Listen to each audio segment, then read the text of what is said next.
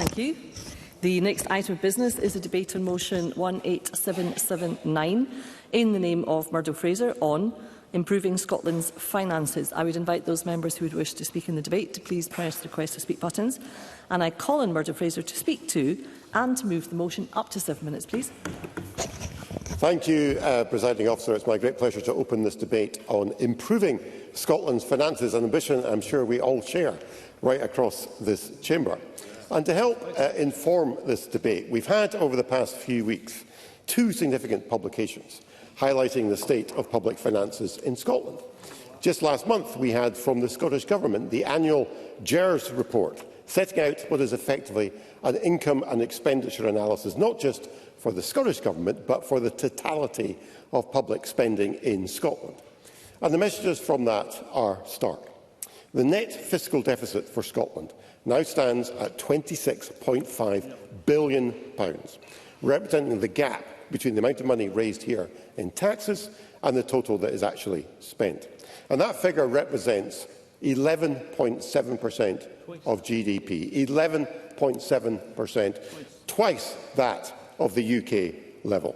And in practical terms, Presiding Officer, that means if Scotland were to become an independent country, the government of the day would have to find around £13 billion, either in tax rises or in public spending, just to meet the current level of UK fiscal deficit. Now, I'm very happy to give way to Mr McKee, who will explain to us where that £13 billion will be found. Minister Ivan McKee.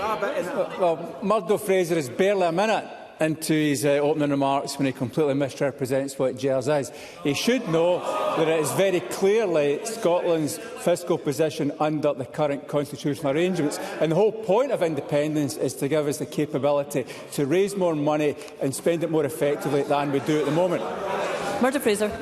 Oh, Presiding Officer, Mr McKee has let the cat out of the bag. He just says, will they have the opportunity to raise more money? I'll give way to him again if he gives me just one example of how that £13 billion extra will be raised. Ivan McKee.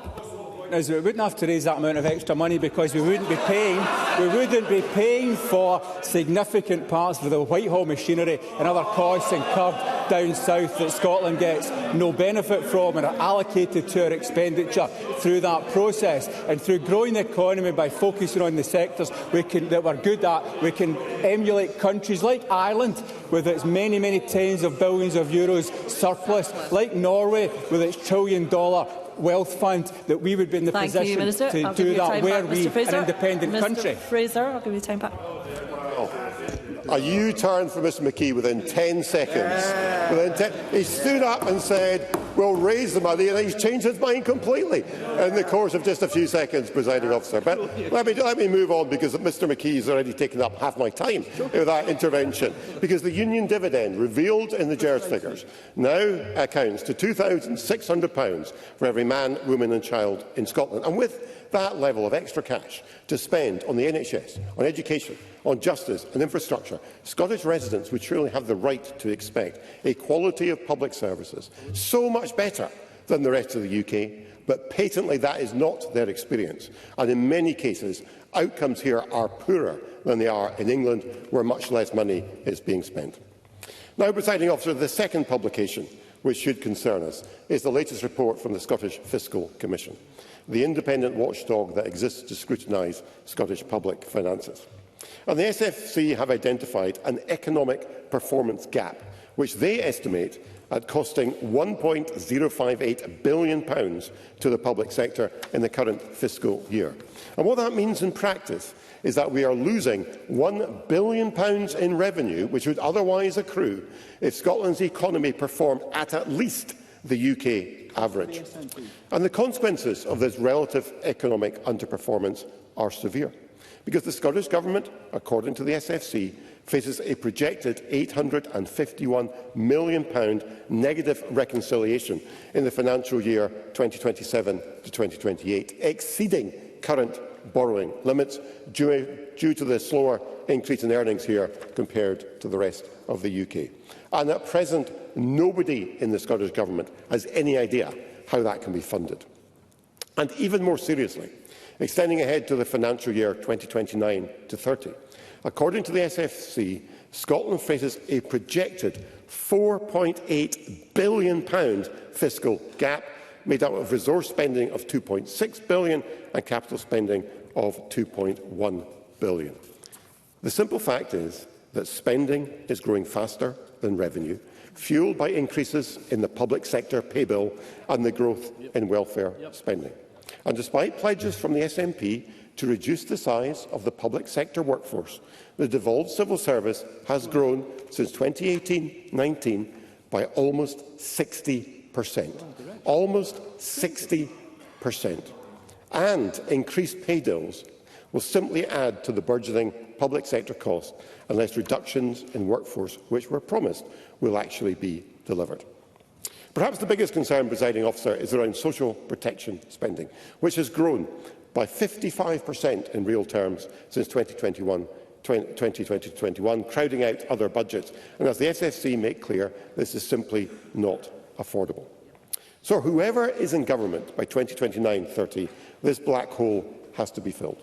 So far, the SNP are in complete denial about the scale of this problem, perhaps hoping either by then it will be somebody else's responsibility to fix it, or possibly that Westminster will once again come to the rescue, although given the state of the economy and the UK finances under Keir Starmer and Rachel Reeves, they are likely to be very disappointed. So, Presiding Officer, what do the Scottish Conservatives believe needs to happen? Firstly, we are past the point where we need to end short-termism when it comes to government spending. We need a full multi-year spending review to identify priorities, make savings and inform needs. Secondly, we need a strategy to cap welfare spending growth, currently consuming too large a share of resource spending. We simply have too many people of working age now in receipt of benefits who should be part of the workforce. And that requires investment in apprenticeships and reskilling and schemes to assist those currently far from the workplace to engage in meaningful employment. The member will shortly be concluding. Thank you. Apologies, Mr Macpherson. Thirdly, we need to look at proper public service reform to see whether these savings can be made. Now, Mr McKee promises he can find £1 billion worth of backroom savings in government departments, although we've yet to see a detailed plan, and private correspondence released under Freedom of Information would suggest his ideas have been met with less than enthusiasm from his cabinet secretaries. But at least it's a start.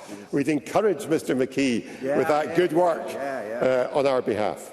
And finally, Presiding Officer, perhaps most significantly, we need to see a proper focus on productivity and economic growth to broaden Scotland's tax base. It is only by allowing private sector businesses to thrive and expanding the economy will we see more better paid jobs created and then greater tax revenues to fund the public services we all need. In conclusion, Presiding Officer, it is clear the SNP are clueless about how to address the enormous financial black hole they have created. Only the Scottish Conservatives have the ideas to tackle the issue. That is the point of our motion today, which I am pleased to move. Thank you. Thank you, Mr Fraser. I now call on Minister Ivan McKee to speak to and to move Amendment 18779.3. Up to 5 minutes, please. Thank you, Presiding Officer. I'd like to start by thanking Murdo Fraser for bringing attention to the fact that the Scottish Government has been constrained for many years by the austerity measures of the UK Government taken forward by his Conservative Party. And for... Murdo Fraser. I'm grateful to Mr McKee for giving way. The JERS figures we referred to earlier now show that public sector spending in Scotland is equivalent to 52% of gross domestic product. If that's austerity, at what level does Mr McKee think it should be? Minister. It's very clear what's happened over those number of years, and nobody would deny we've been under those austerity measures. And as I said before, the reality is that the whole point of independence is to put us in a position where the constitutional arrangements allow us to grow the economy and focus what's important to deliver those increased tax revenues across Scotland. So I really thank him for giving us the opportunity to highlight the positive actions this government is taking in what is a very challenging fiscal environment. So let me begin by noting that the Scottish Government has, of course, balanced the budget each and every financial year against that backdrop of economic turmoil and hardship for many. And they're shouting we have to. Yeah, of course we have to do that, but the point is that we do it. We deliver that every single year. Of course we do, and that's something that requires us to manage the budgets we have in front of us effectively, efficiently, and make sure that we deliver on that balanced budget. It doesn't happen itself. Prolonged Westminster austerity, the economic damage of Brexit, which has cost us £2.3 billion in public sector revenues per year, the COVID pandemic, the war in Ukraine, the energy crisis, which both UK governments over the last few years have made worse, and inflation shocks have placed enormous pressures on public and household finances over recent years. Yet this government has deployed every lever at our disposal to ensure it stayed true to its values, delivered for the people of Scotland while delivering that balanced budget. That is fiscal discipline in action. Craig Hoy. Balance the budget between now and the end of the decade. He says he can save £1 billion in public expenditure through cutting waste and reducing the public sector workforce. His colleagues said they had considerable concerns about his £1 billion figure. Can you say what those concerns were? Minister. The reality is we're going to deliver on that, and if he wants to know where the number comes from, it's the numbers we published last year. Openly, across the whole public sector, those spends on corporate costs, and 20% of that's coming out over the next 5 years at 4% per year. And that is a range of measures, including on procurement, where we've already saved more than £200 million, on estates, we've already saved many tens of millions of pounds, and on workforce reduction as well. That's where that £1 billion is coming from, and there should be no doubt that we are going to deliver on that. And the current UK government appears to be continuing that trend of austerity. Its spending decisions will significantly hamper Scotland's fiscal position for the coming year, and the UK spending review was a missed opportunity to take the necessary measures to stimulate economic growth and put public services on a sustainable path. Our funding for day-to-day spending is set to grow by only 0.8% in real terms over the next 3 years, and had our funding for day-to-day priorities grown in line with UK government overall spending, we would have £1.1 billion more to spend on priority over the next 3 years. Michael What would the Minister say to Paul Johnson of the IFS, who said, by no means and under any circumstances could what the UK government is doing be described as austerity across the UK, and then on top of that an additional £2,600 spent per person in Scotland? It's not austerity, and the independent experts say that. Minister. Well, I've just clearly said that the reality is that if had our spending in Scotland been growing at the same extent as UK government spending was growing, in total we would have £1.1 billion more to spend on our priorities over the next 3 years. So I want to talk about the actions that we are taking forward. We've got a very thorough public service reform strategy published in June, which we're taking forward across a whole range of activities to deliver on that £1 billion. The work of the Fiscal Sustainability Delivery Plan sets out a clear and credible path to manage Scotland's public finances over the next 5 years, increasing value from the spending we make, driving efficiency and productivity across those public services, delivering sustainable and inclusive economic growth, expanding Scotland's tax base, creating more good jobs, and taking a strategic approach to taxation, ensuring the tax system is fair, competitive and delivers sustainable revenues.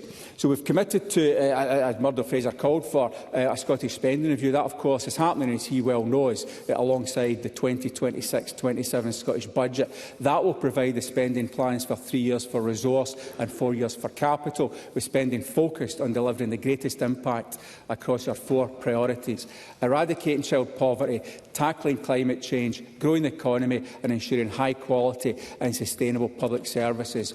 Our priorities and the priorities of the people of Scotland. But ultimately, of course, it's only with the full powers of independence and full control of fiscal levers that we can deploy a truly sustainable system to support efficient and effective public services, delivering for the people of Scotland. Until that time, Presiding Officer, we will continue to do everything within Minister, our you need powers to bring you back to meet the challenges that face our public finances, and we have set a clear path of how we will achieve this, and I move the amendment in my name. Thank you, Minister. Officer. I now call on Michael Mara to speak to and to move Amendment 18779.2. Up to 4 minutes, please. Thank you, Presiding Officer. I move the amendment in my name. Over the last 14 months, the UK Labour Government has decisively ended austerity and has already invested an additional £5.2 billion in Scotland. The UK spending review in June saw a further £9.1 billion of investment in Scotland over a 3-year period. Now, that funding can be transformational for public services that have been decimated by 14 years, yes, of Tory austerity, but 8 18 years of SNP incompetence. Yes. The current fiscal arrangements, namely the Barnett formula, the pooling and sharing of resources across these islands, mean that spending per person is significantly higher in Scotland than in England. The Scottish Government's own GERS figures for 24-25 show that spending per head in Scotland is over £2,600 higher than the UK average, £2,600 more per person. For years, the SNP has claimed that Tory austerity was the reason that public services in Scotland were so bad. Well, they no longer have that excuse. And yet, more people are spending over 2 years on NHS waiting lists in Tayside than in the whole of England. Scottish 15-year-olds are a full year behind their English counterparts in maths. More than 10,000 Scottish children are living in temporary accommodation. Capital projects like the A9 and the replacement for Barlinnie are running years, even decades late, and costs spiralling wildly out of control. The largest block grant in the history of devolution hasn't even touched the sides of SNP incompetence and waste. No reasonable, responsible government would put the Barnett formula at risk. That's absolutely clear. Yet scrapping the Barnett formula is official SNP policy.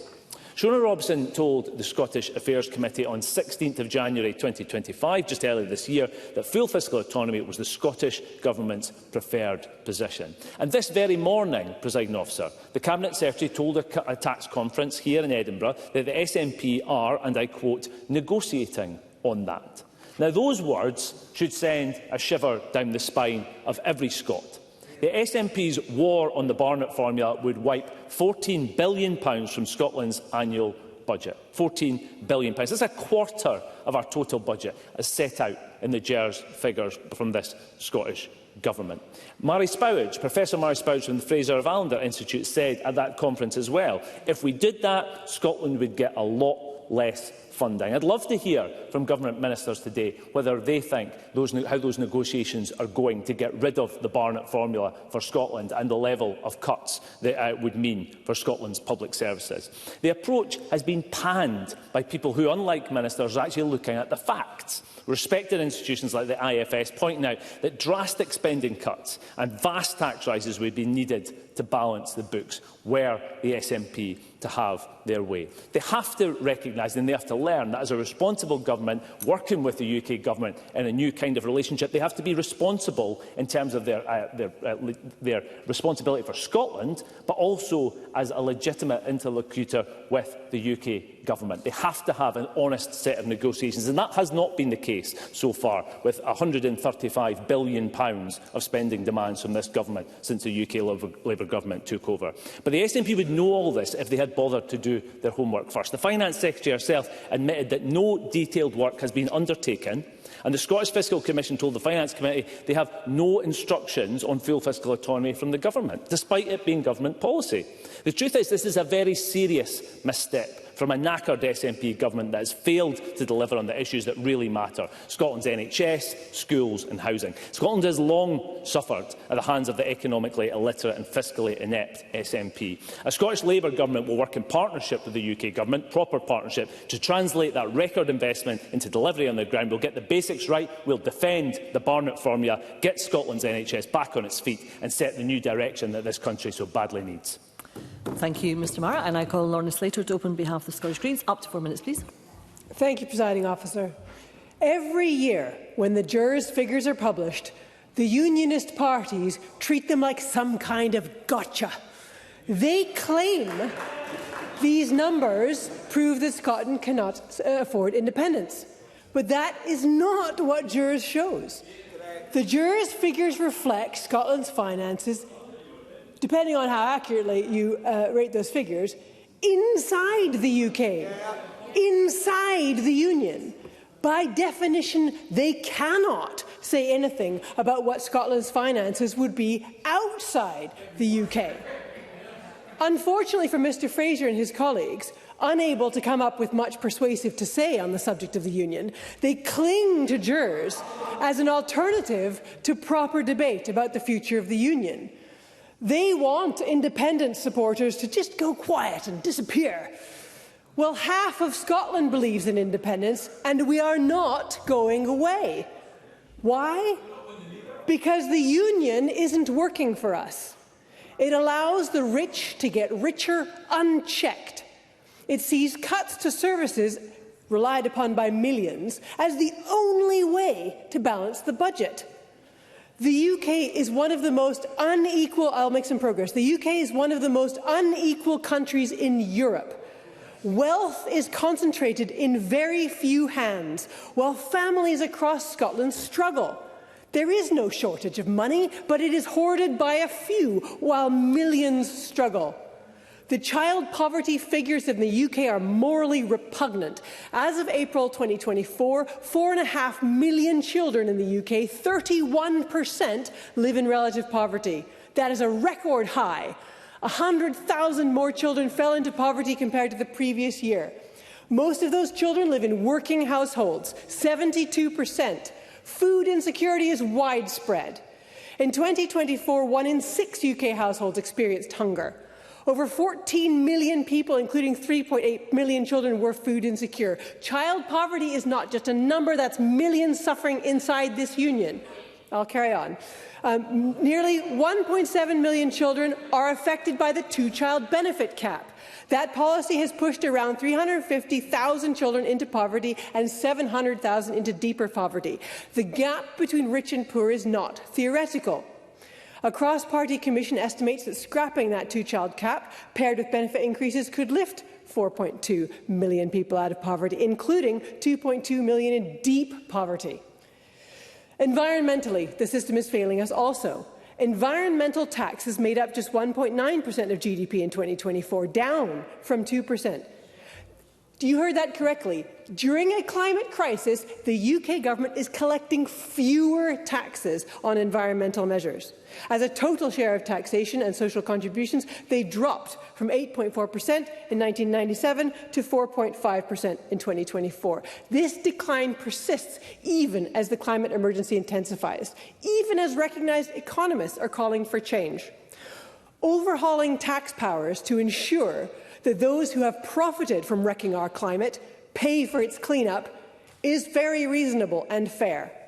How is it a just transition if ordinary workers are being asked to pay for the consequences of the actions of massive oil and gas corporations?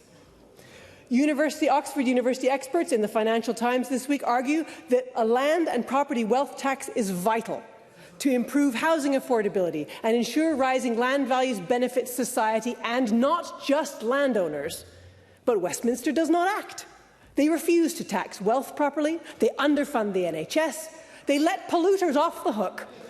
Environmental tax is falling when instead they must rise to pay for this just transition. Scotland can choose differently. With independence, we can choose to close the wealth gap. Ms Slater, you'll need to bring your remarks to close now. Redistribute wealth. We can invest in public services. We can make Scotland a fairer and greener country when it's an independent country. Thank you, Ms Slater.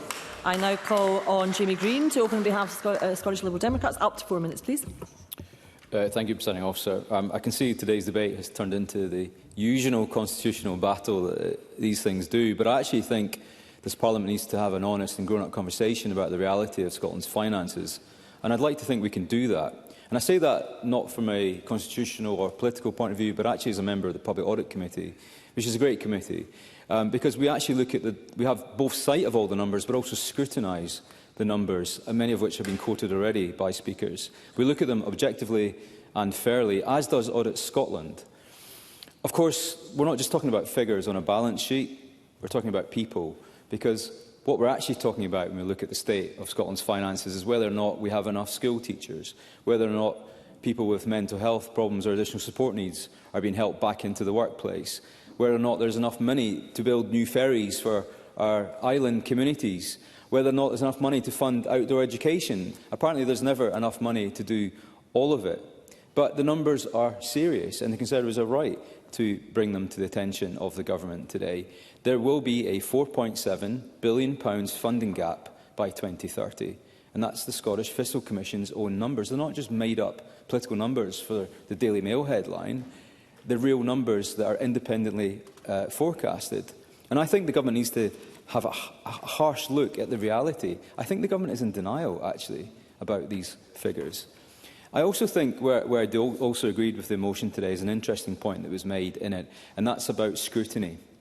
And I have a lot of respect for the role of Audit Scotland at the moment, but its powers, I believe its wings are clipped somewhat, and I would like to see them expanded. For example, I think there should be mandatory deadlines for ministerial responses to Audit Scotland's Section 22 reports. I believe there should be stronger enforcement powers, particularly when issues of poor performance have been identified, or even financial mismanagement. And I'd like to see this Parliament's committees with enhanced scrutiny to ensure that any recommendations that they make do actually lead to reform, because too many reports just sit on the shelves of ministers. Too many projects have gone over massively over budget. The new ferries, we all know, were supposed to cost less than £100 million.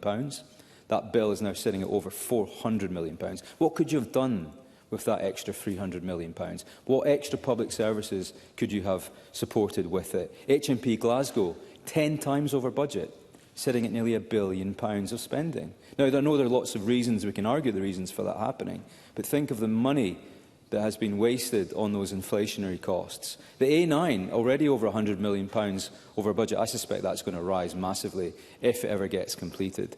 Now, you can't just blame it all on inflation, because had these projects been delivered on time, of course, when inflation was incredibly low, when money was cheap to borrow, this would not have been the case. We need to improve Scotland's productivity. It's grown by just 1% every year since 2008 to 2023. And the reason that is important is that lack of economic activity affects how much money the government has to spend. Despite taking over £3 billion in additional tax revenues due to tax differentials north of the border, it's only resulted in just over £600 million of cash available for government to spend. That's 20%, Minister. That's 20p in every extra pound paid by Scots. We have to have a proper look at that. We also need to look at spend. The welfare budget is sitting at over £6 billion. It's due to rise to £9 billion. Now, that's at the minute 15% of all budget. That's going to rise. The health and social care budget is sitting around 40% of all budget. Put those two together, 70% of Scotland's budget will be spent on two portfolios. Where does that leave education, transport, preventative healthcare and all those other measures? It's about time we got people back into the workforce by supporting those who need it most. The reality is there is a £4.7 billion gap. Productivity is lagging and we're spending more than we are getting in income. That has to be addressed. We can't talk our way out of this problem. We can't argue our way out of this problem. We can't borrow our way out of this problem. We're going to have to sit down as grown-ups in the room and agree a way out of it. Presiding Officer. Thank you, Mr Green. We will now move to the open debate. Backbench speeches of up to 4 minutes. And with that, I call Ros McCall to be followed by Kevin Stewart. Ms McCall. Thank you, Deputy Presiding Officer. My passion is the outcome of Scottish children, providing a positive future, ensuring an education that encourages knowledge and that allows children to be children.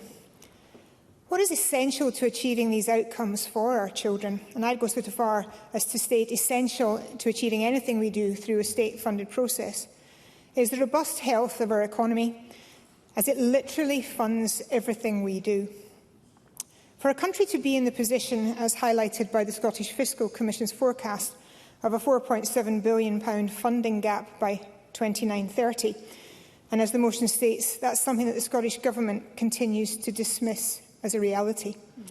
But these are realities, even if the Government refuses to recognise them. And to make changes for the better, that comes from recognition and acceptance that there is a problem, and then to actively take steps to eradicate the issue.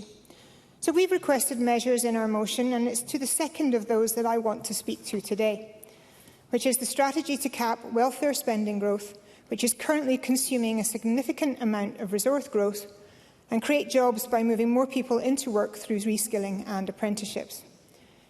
We carry a too high number of people who are economically inactive in Scotland, and not enough is being done to fix this. And I'm going to return again, as I've done many times, to parental employment. There's a paper produced by the Social Security and Social Justice Committee, and it has answers to some of these issues. The issue is stopping people from gaining, continuing and meaningful employment. Too many working age are being let down by the basics of insufficient transport, lack of flexible childcare and restrictions in reskilling. Now, in many cases, these three converge, making it completely impossible for people to become off welfare and to support themselves. Transport. Bus services are restricted and restrictive. I have previously spoken about the fully described Fife College course that had to be cancelled due to a timetable change by the local bus company. It doesn't take a genius to work out that if people can't get to work or college, they can't participate. Childcare. I know the Deputy First Minister shares my frustration on this issue. Childcare in Scotland is meant to ensure that the funding follows the child. That's simply not true. We have disparity in the offer across 32 councils.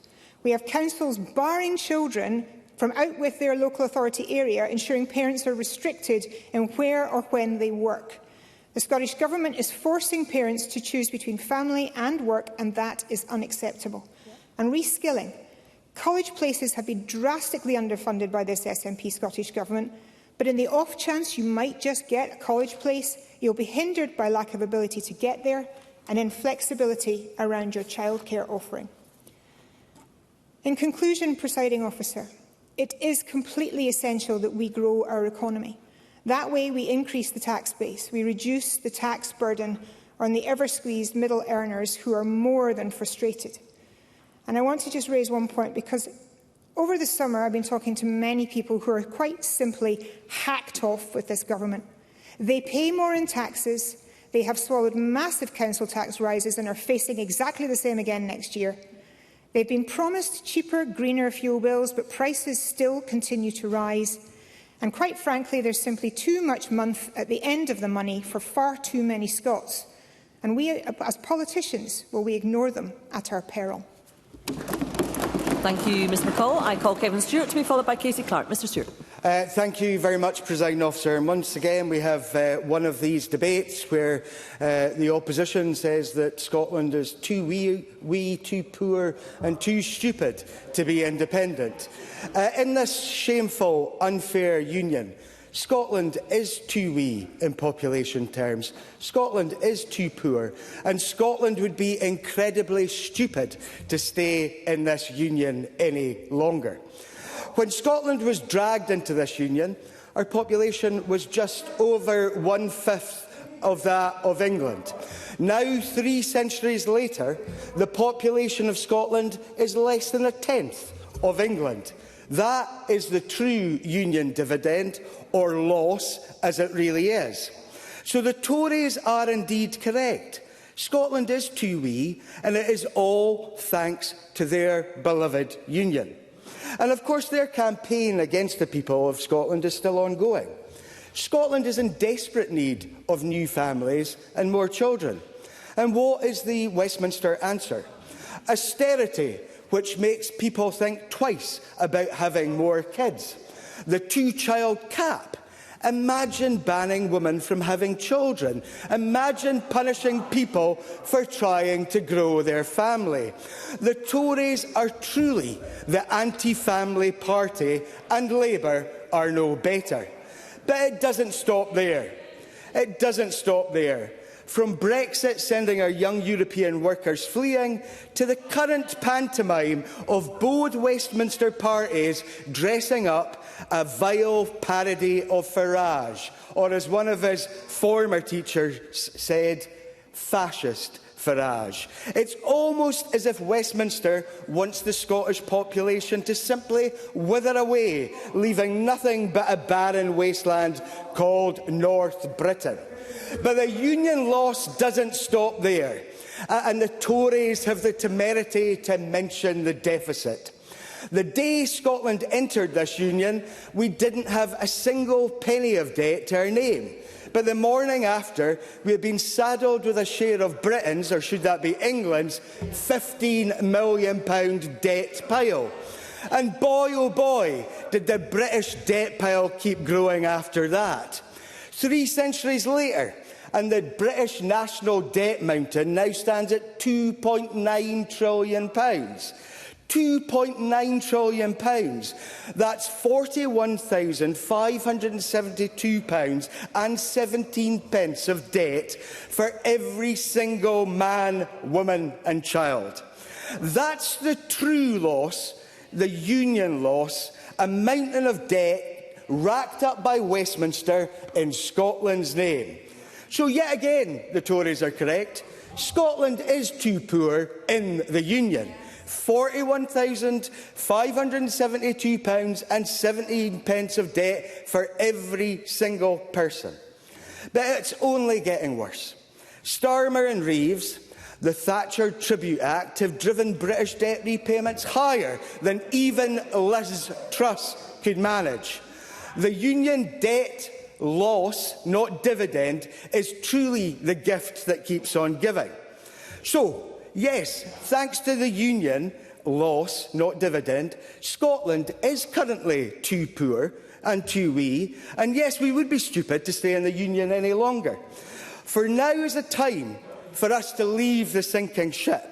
Now is the time for independence, because with the powers of independence, we can grow our population and grow our economy and unshackle ourselves from the Union debt loss. The Union debt loss, not dividend. Thank you, Mr Chair. I now call Katie Clark to be followed by Liz Smith. Thank you, Presiding Officer. The title of today's debate is Improving Scotland's Finances. And to do that, we need an economic strategy based on growth, to develop an industrial strategy, to address productivity, to rise to the challenge of the green industrial revolution, to be at the forefront of the technological changes required to address the climate challenge, and to recognising changing demographics with an ageing population and low birth rates. We need to increase funding, but to do that in a way that does not increase taxes for working people who are already worse off than they were in 2010, have suffered with austerity, with wage stagnation after the financial crash, with increased costs and higher interest rates. As has already been mentioned during today's debate, the Scottish Fiscal Commission forecasts that Scotland faces a funding gap of roughly £4.7 billion annually by 2029-30. This is equivalent to 4% of day-to-day spending and 23% of the capital budget. Recent JERS figures also highlight that Scotland's public spending deficit now stands at over £26 billion, or around 12% of GDP. Scotland's finances are undoubtedly in a challenging state, but addressing the state of our public finances comes down to political choices. We can choose to protect public services, to save jobs and to invest in our communities, or we can repeat the failed experiment of austerity. The Scottish Government's political choice, as set out in its medium-term financial strategy, appears to be one of further cuts to public services. Public sector workers and public services should not pay the price for the Scottish Government's mishandling of public finances. Yet, the Scottish Government's plans for public sector reform do precisely this. There is still a lack of detail from ministers on what services will be subject to cuts and which jobs will be lost, but the STUC has warned that up to 10,000 jobs could be lost. Scotland has already lost over 1,000 firefighters, 1,000 police officers and around 65,000 local government workers since 2006. These are the very people who keep vital frontline and local services running. A loss of an additional 10,000 workers will undoubtedly have an impact on these and on the delivery of public services at a time when they are more needed than ever. So I would be grateful if the Minister could provide any detail today about which services will be subject to cuts and job losses, how they're going to deal with this deficit. In its financial sustainability delivery plan, the member's about to conclude. The member's about to conclude. Apologies, I really don't have time. In the fiscal sustainability development plan, the Scottish Government outlined some of the steps it would take to seek regarding tax, and one of these was for ministers to undertake engagement regarding the taxation of wealth and to publish a literary review on this subject. So I would appreciate if the Minister today could outline how this work, and indeed work on land taxation more generally, is progressing. Ahead of the Scottish Government, I hope that ministers will engage seriously with unions and those of us in the Parliament on the issues that are being raised in today's debate. Thank you, Ms Clark. And I now call Liz Smith to be followed by Stuart McMillan. Ms Smith. Thank you. May I just repeat three of the key facts which have underpinned contributions in this debate so far. Fact 1. By 2029-30, resource spending will be £2.6 billion above the available funds, and capital spending will be £2.1 billion above the available funds. Fact 2. Social security payments in 2029-30 will rise to £8.8 billion from the current £6.8 billion in the current budget. That's nearly a 30% increase in just 4 years. And fact 3, the economic performance gap is just over £1 billion. So it's little wonder that the Fiscal Commission and other forecasters are warning of serious long-term fiscal unsustainability. And the trouble is that with current demographic trends, a high incidence of economic inactivity, plus the fact that the Scottish economy has been seriously lagging behind the UK economy for more than a decade, Scotland has not been creating the growth which it desperately needs to pay for an increasingly dependent population. I won't just now, Minister, I'll come back to you in a minute. Nor has the Scottish Government been focused on getting people back into work, broadening the tax base and prioritising economic growth.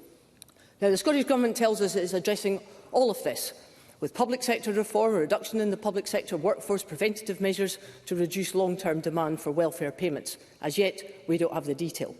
But inside all of this, there was a really interesting admission from the Cabinet Secretary for Finance, who acknowledged at the Finance Committee last week that she was facing some really tough decisions and that some areas of spending must be reined in. For example, she said this about free school meals, and I quote, "We will not be able to roll out the universal offer as far as we had perhaps initially wanted. We have to prioritise those most in need."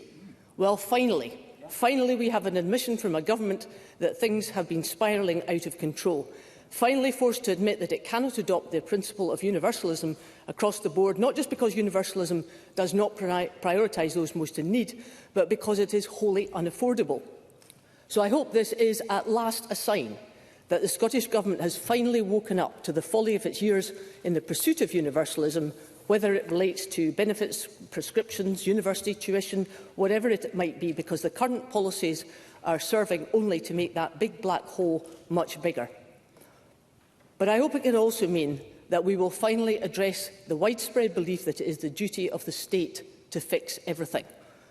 That approach has clearly failed when it comes to the public finances, most especially in Scotland, where the rise in benefits claimants is deeply worrying.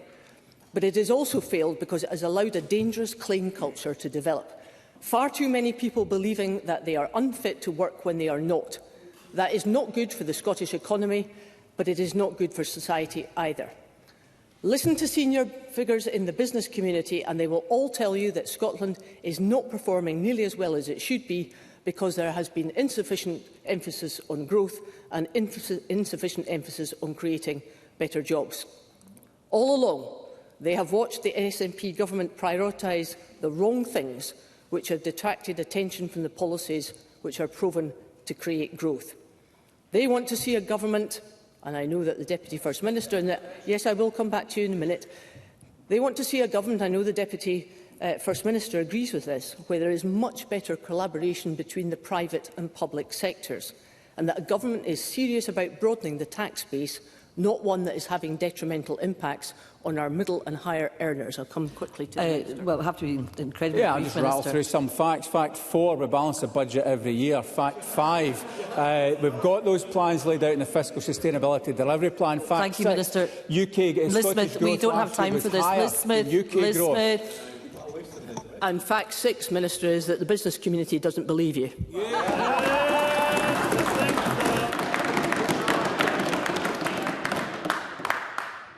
Stuart McMillan. Mr Macmillan. Thank you, Presiding Officer. I want to thank the Tories for bringing this debate to the Chamber, as it highlights exactly why the Union does not work for Scotland and why only independence can deliver a brighter future for the nation and everyone who actually lives here. And nothing at all will convince me of the case for the Union. Economically, the UK is a basket case, and from the financial crash and the lack of action against those that caused the problem in the first place, to Brexit, another fact for the debate, to Brexit being a disaster, and modelling by the National Institute for Economic and Social Research suggests that compared to the EU membership, the UK economy was already 2.5% smaller in 2023, and it expects it to rise to 5.7% by 2035. In Scotland, this equated to a cut in public revenues of around £2.3 billion in 2023. And another fact, then add in the short-lived Liz Truss quasi-Kwarteng mini-budget that tanked the economy, taking over £40 billion out of the economy as a result. Now, I'm sure that we all remember some of the cheerleaders in the Tory seats urging the Scottish Government to follow her lead. Mr Macmillan, please resume your seat for a second. I will not have this cross-chamber conversation going on whilst a member has got the floor. Please show some courtesy and respect, members. Stuart Macmillan. Thank you, Presiding Officer. I'll repeat that point just in case I couldn't hear. We certainly can't forget about the cheerleaders sitting in the Conservative seats who are actually urging the Scottish Government to follow the Liz Truss budget. But I'm glad that this SNP Scottish Government quite clearly rejected those Tory demands. Now, sadly, the financial carnage that the Tories left, another fact for the debate, the financial carnage that the Tories left last year is a mess of huge proportions, and that the next UK government was always going to have a lot on their plate.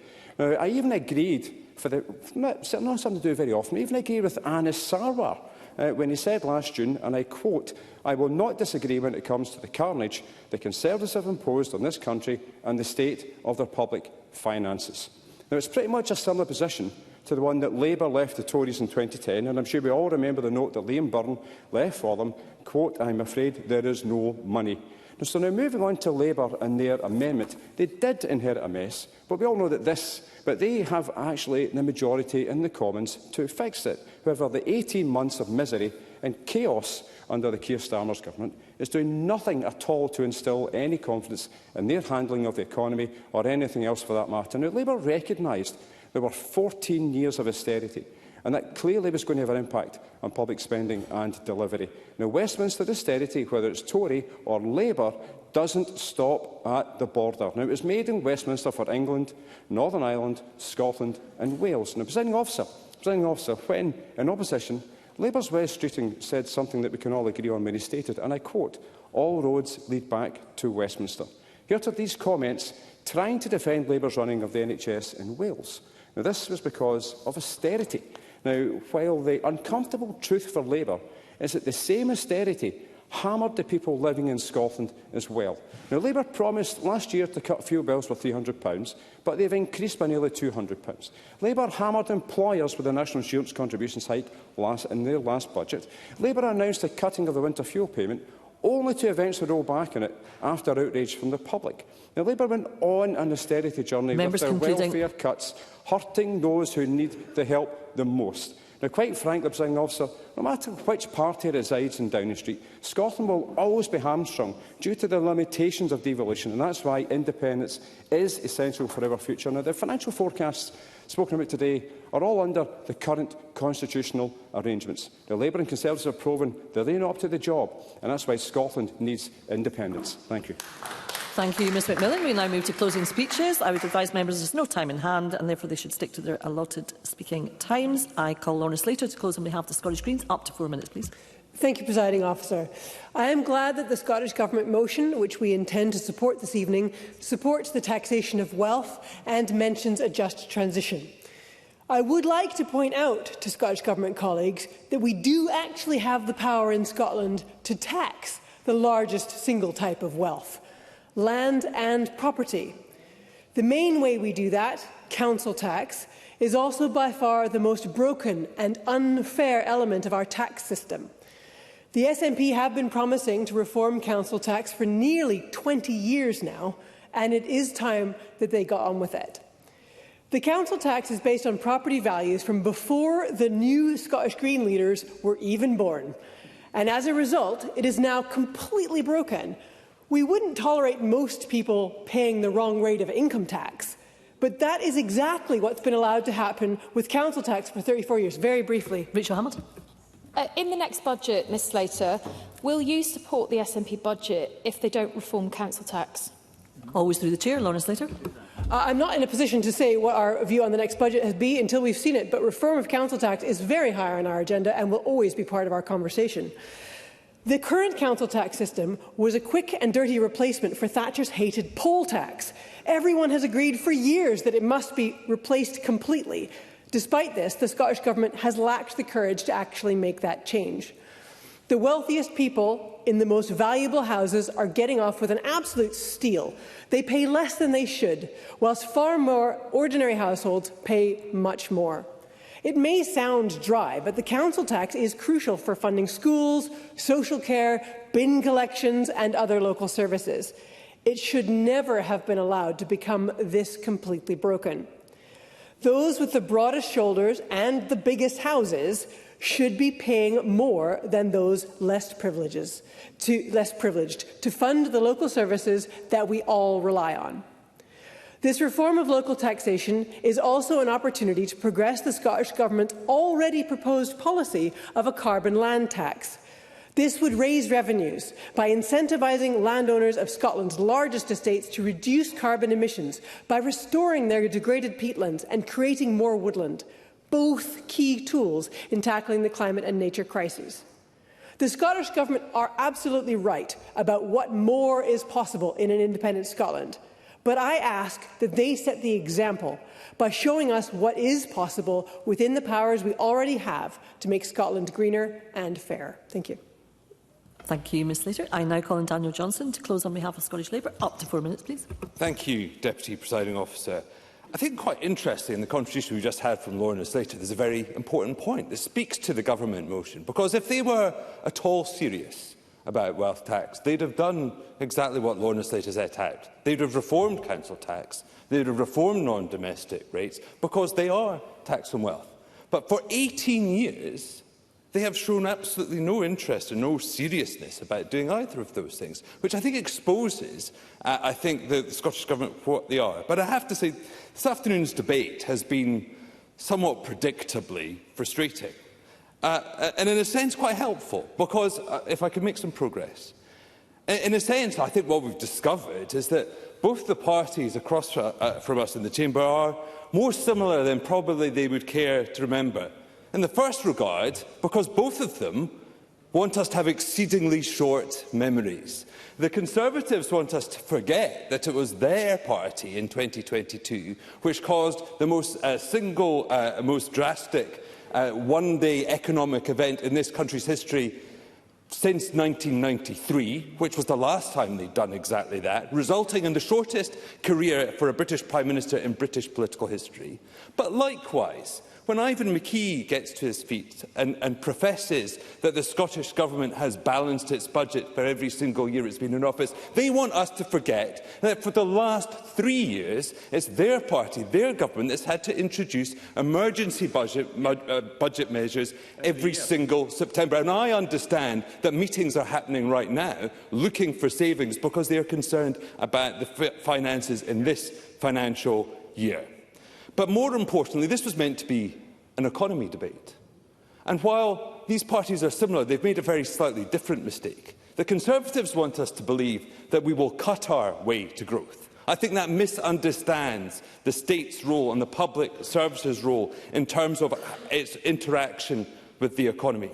But the SNP want us to believe that you can tax your way to growth, which is quite frankly short-sighted.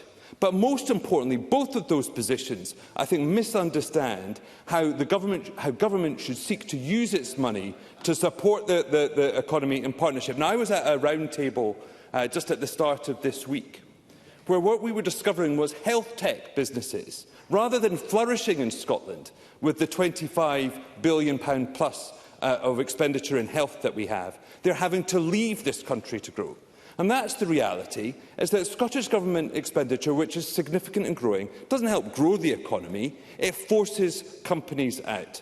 But Michael Marrow was absolutely right, because there's been no acknowledgement of the £5.2 billion that has come forward from the UK Government since Labour was elected, nor the £9 billion over the spending review. And the SNP ask us to completely ignore the £2,500 per person that the Barnett provides us. Because this is important, because it's not about independence. The party across believe in full fiscal autonomy. That is now official SNP position. It's what Shona Robertson has said. It's what Angus Robertson has said. So to explain their position, they need to explain to us where the £14 billion, because that is the size of the fiscal transfer, where would that come from? Either in terms of growth or additional taxation. And we did not hear a single answer. So it comes to this. We have two parties in this chamber this afternoon, both of which want us to forget their errors, their mistakes, and the very real costs that they have passed on to every Scot in this country, which is why we need a change in direction, a government that understands that will use public expenditure wisely and understands that you don't cut public services to grow the economy, you invest in them. Thank you, Mr Johnson. I now call on Deputy First Minister Kate Forbes to close on behalf of the Scottish Government. Up to 5 minutes, please. Thank you, Presiding Officer. I'm ever the optimist, so I thought I'd start with a few areas that I hope the Parliament can unite together to commend. In the last few weeks, there was a fascinating report from NatWest that confirmed that Scotland had one of the highest rates of start-ups in the UK in the first few months of this year. A testament, I think, to our investment in the infrastructure to support start-ups, but also the brilliant entrepreneurs. A few weeks before that, our labour market statistics were some of the best in the UK. And back in June, KPMG chief economist said, and I quote, "Scotland's economy is well placed to strengthen in the months ahead, and if conditions improve as we expect, could give it a modest edge over the UK as a whole in 2026. A few weeks after that, Scottish businesses, supported by Scottish Enterprise, delivered their highest ever level of planned international exports, on an unprecedented £2.46 billion during the year to March, up by 20% on the figure for the 23-24 financial year. In fact, the current price value of goods exports increased by 15% from the pre-pandemic period, while the rest of the UK saw an increase of about 6% in that time. Presiding Officer, as I've said probably in every economy speech I've given since being in this role, I live ever in hope that, aside from the politics, the Chamber can join together to commend our brilliant businesses, our ingenious entrepreneurs and our very talented workers. It's tough out there, and people have covered some of the reasons why it's tough, but my word, Scotland's businesses are doing a brilliant job, whether they're in the tech sector, manufacturing sector, life sciences or food and drink. And I always find such a contrast between the doom and gloom that often characterises the Parliament's discussions about the economy and the optimism and the hope of our businesses and our industries. As Kevin Stewart said, we are certainly not too wee or too stupid. Our businesses and our workers prove that point. Yep. Daniel Johnson. I very much appreciate the comments we're showing, but does she not reflect that we didn't hear any of this from any of the preceding speeches from the SNP benches? They were all doom and gloom, were they not? Deputy First Minister. I haven't singled out anyone. The funny thing is that I think Daniel Johnson's tried to drive a wedge where actually I was hoping that all of Parliament, across all parties, could join together to commend. Presiding Officer, there is no doubt that the costs of living remain extremely tough for people. And I think Katie Clark talked about some of those points. Forgive me if it was somebody else. Flatlining wages across the UK, which since 2008 has not grown in line with inflation, has been really tough for people. The impact of COVID, combined with stubbornly high inflation and the catastrophe of the Trust budget, has been felt in real terms by households across this country. But it's also had an impact on public finances too. So whilst today's debate is obviously just a bit of fun for some, probably over here for the Tories, I'm with Jamie Green, because we need to take our public finances seriously.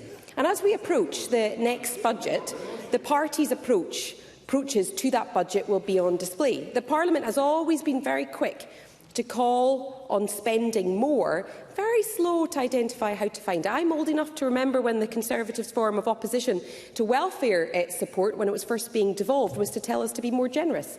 And now they've very much changed their tune. Now, I want to touch on economic inactivity. Yeah, and then I'm keen to get to economic inactivity. I'm very grateful to the First Minister for giving way. I want to just reassure we're being entirely serious looking at the Fiscal Commission warnings about the public finances. But in 2023, the Scottish Government promised they would reduce the size of the public sector workforce in Scotland. How's that going? Deputy First Minister. Well, that cues me up nicely to talk about workforce, because Ros McCall, I thought, gave an absolutely brilliant speech, if I may say so, and I hope that doesn't ruin her credibility. But she talked about the serious issue of economic inactivity, which I think is actually something that we can all get behind. And over the last few months in particular, I've been convening a lot of work between employers, public and private employers, and the third sector to look at how we resolve this. Because government has been quite good at helping people into work, but the question then remains about how you keep people in work and breaking down the data, because it is not a homogenous group, especially after COVID, where a lot of people left the job market and haven't returned for various different reasons. It's certainly an issue that I'd be keen to work on a cross-party basis. So, Presiding Officer, with 15 seconds left, as we look ahead to the Labour budget in November, introduced at the last possible point because Labour have hedged themselves in and have a crisis of confidence, the prospect for Scotland is either to wait and see what will be given for another year, or to say enough of this. We've got all the comparative advantages of other small, independent, advanced economies. We can be just as wealthy as them, but only as an independent country. Thank you, Deputy First Minister. I now call on Stephen Kerr to close on behalf of the Scottish Conservatives. Up to 6 minutes, please. Well, I would like to reinforce what Murdo Fraser just said to the Deputy First Minister. The whole reason why the Scottish Conservatives have brought this motion to Parliament today is because it is a very serious situation, and it requires. And I did hear a former colleague, now appearing in a different place, say that we should have an adult conversation. Well, we should have an adult conversation, but in all honesty, could the Deputy First Minister or Mr McKee possibly think that the speeches we heard from their backbenches this afternoon were serious?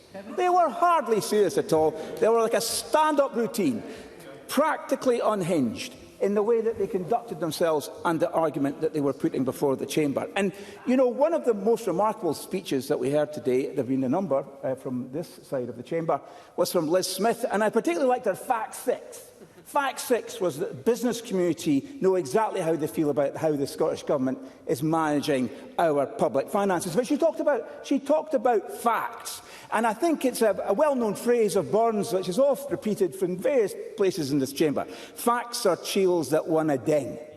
And that's the whole problem for the SNP in this debate. The facts are the facts. Criticising, for example, the GERS report.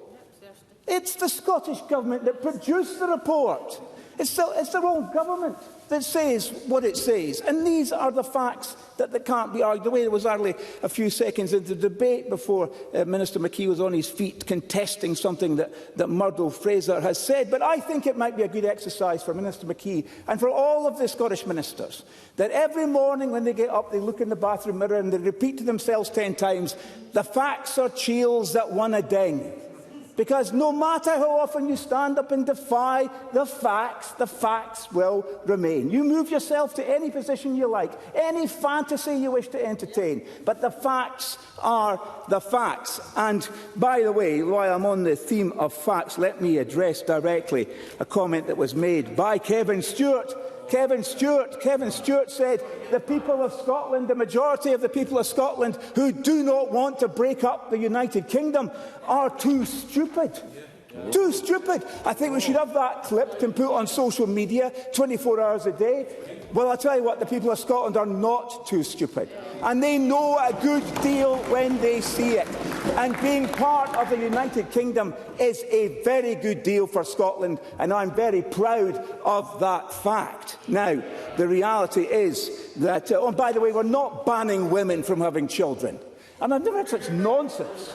I mean, that speech needs to be fed through some AI somewhere to find out where there's any logic or reason in it. And I can tell him for a fact that, frankly, his idea that we should be shameful or ashamed is far from the truth. And then, of course, Well, for entertainment purposes and no other reason, yes. Kevin Stewart.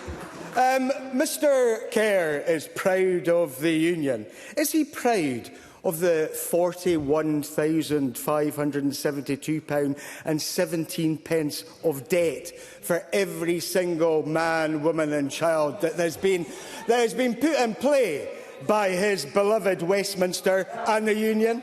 Stephen Kerr.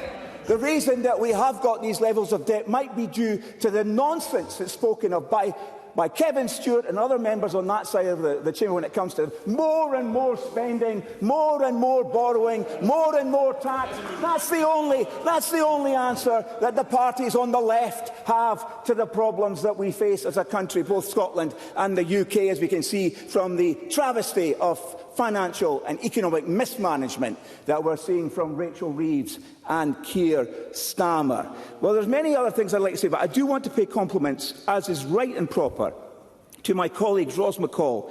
She spoke as a compassionate Conservative. She spoke about the facts. There we go, we're back to facts again. I've reintroduced you all to facts. We heard them from Ros McCall.